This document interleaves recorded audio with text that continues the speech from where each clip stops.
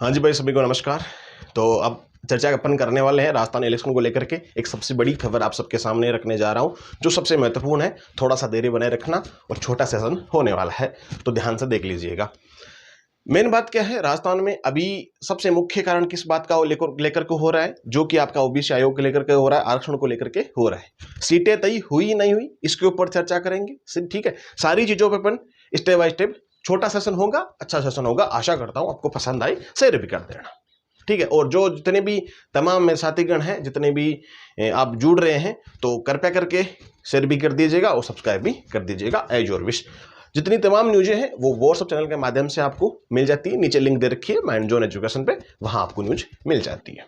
ठीक है, जो आप देख रहे हो थंबनेल में, सबसे पहले 15 अप्रैल की जो डेडलाइन दी गई थी कि इस तक आपको क्या करना है, इलेक्शन को समापन करना है, या इस डेट से आप इर्द गिर्द, मतलब जो चुनाव है आपके वो करवा लिए जाने चाहिए। मेन इसमें राड़ा किस चीज को लेकर के अटका जा रहा है, मेन है कि आपका जो ओबीसी आयोग है, ठीक है, ओबीसी आयोग है, इसको लेकर के इसकी जो रिपोर्ट है,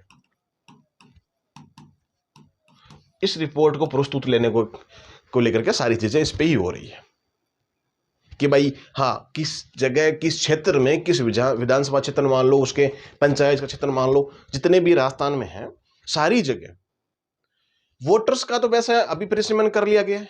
जितनी भी इंक्वायरी करनी है, एसआईआर करना, सारा सिस्टम हो चुका है, आप सबको पता है।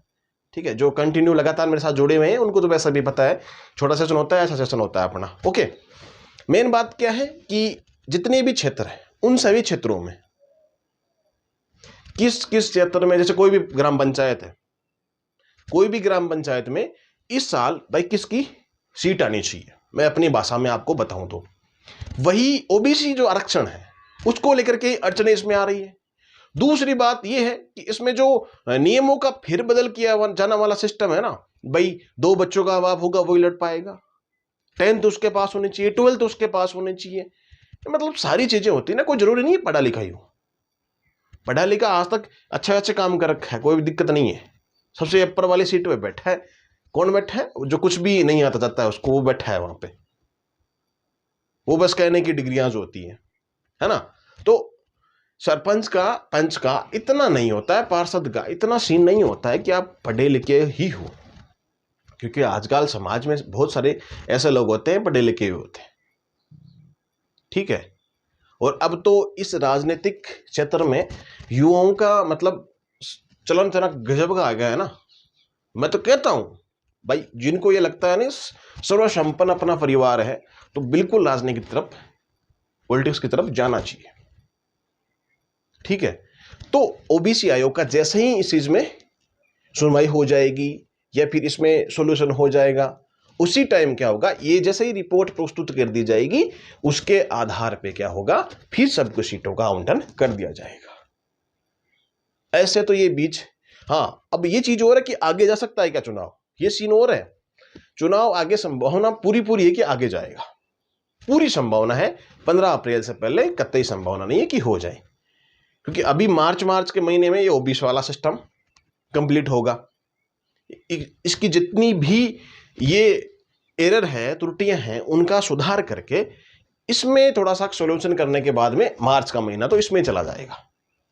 फिर बचा अप्रैल, अप्रैल में पॉसिबल है नहीं, हाँ जून जुलाई हो सकती है, जून जुलाई इसमें हो सकती है, और भी 6 महीने भी बढ़ाया जा सकता है, कोई बड़ी बात नहीं है।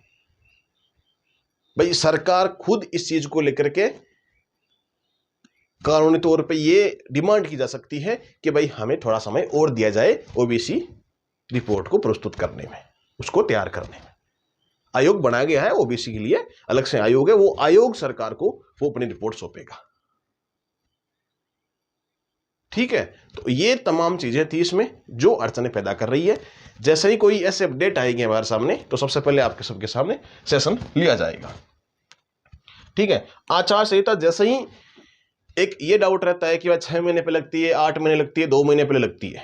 आचार संहिता जो पढ़ने वाले स्टूडेंट्स देख रहे हैं, मुझे जो बुजुर्ग देख रहे हैं, सबके लिए चीजें महत्वपूर्ण है कि जो आचार संहिता है आपकी, वो जैसे ही चुनाव की घोषणा हो गई, जैसे राजस्थान अपना इलेक्शन कमीशन आयोग है अपन राजस्थान का, जैसे ही उसने ये सूचना डाल दी, डेट डिक्लेयर कर दी चुनावों की, उसी टाइम से क्या होता है, आचार संहिता लग जाती है और इलेक्शन होने के 5-7 दिन तक ये चलती है। ठीक है, ये कोई पाबंदी नहीं है कि 3 महीने, 1.5 महीने, 6 महीने होता है, लेकिन तकरीबन ये होता है कि 40-45 दिन की इसमें लग सकती है।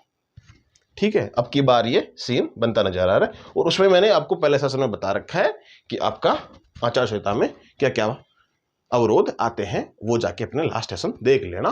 ज़्यादा कुछ बड़ा इसमें कोई दिक्कत नहीं होती है। सीटों का तय होना आप सब देख रहे हैं कि सीटें जब सारी रिपोर्टें प्रस्तुत हो जाएगी, उसके बाद में इन चीज़ों का आकलन किया जाएगा, फिर क्या होगा, सीटों का आवंटन कर दिया जाएगा।